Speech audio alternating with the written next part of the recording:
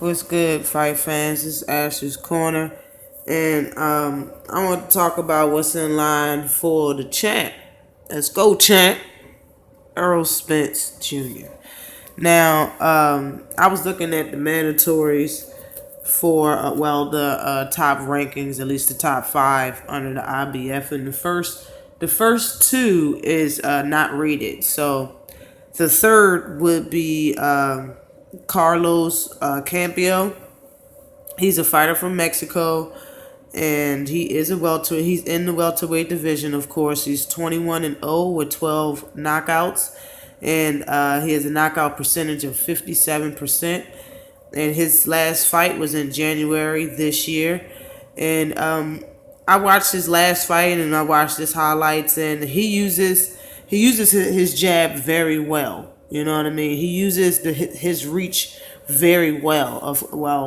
As far as what I seen, the person that he was fighting, I could not find this fighter's height or reach to save my life. I could not find it anywhere. So I do not know what that is. But if you ask me, he's a pretty good fighter, you know. But every time a fighter got inside really close to him, he doesn't really like fighting on the inside. He's an outside fighter because he'll hold you just for a split second and push up off you and get his jab working again, so he can make things happen. He is also a very good counterpuncher, if you ask me. I thought that his fight was, impressive. He's not a bad fighter at all. And the next person that is number 4 in the ranking of the IBF is Konstantin Ponomarev. I believe that's how you pronounce his name. You can see his face and his picture, his name right there. But he's a fighter out of Russia, and his record is 32-0 with 13 knockouts. His KO percentage as of now is 41%. He's 5'10 with a reach of 70 inches. His last fight was in May this year, and he's 24 years old. Now, I watched his last fight, and I watched the fight before that, and I watched his highlights. He's a very entertaining fighter, very entertaining. He has good footwork, and you could tell he likes being a little flashy. You know, it was fun to watch him. He was supposed to fight Spence in a title eliminator to become the mandatory for the IBF belt to fight against Kell Brook, but he hurt his right hand, and he had to opt out of that fight, of course.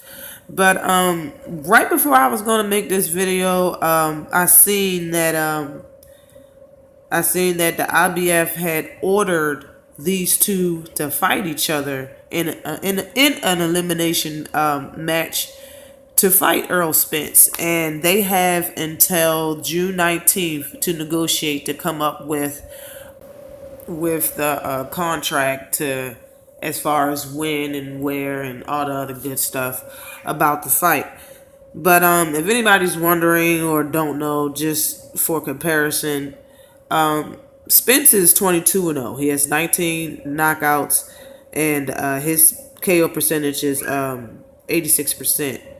And he's a southpaw. The other two are both right-handed. They're both orthodox fighters. And Earl Spence's reach is 72 inches, and he's 5'9.5". Now, if you ask me, I think he can beat either one of these fighters. I mean, Earl Spence could beat either one of these fighters. But in between Carlos fighting Konstantin, I think Konstantin will become the victor. He will win this fight.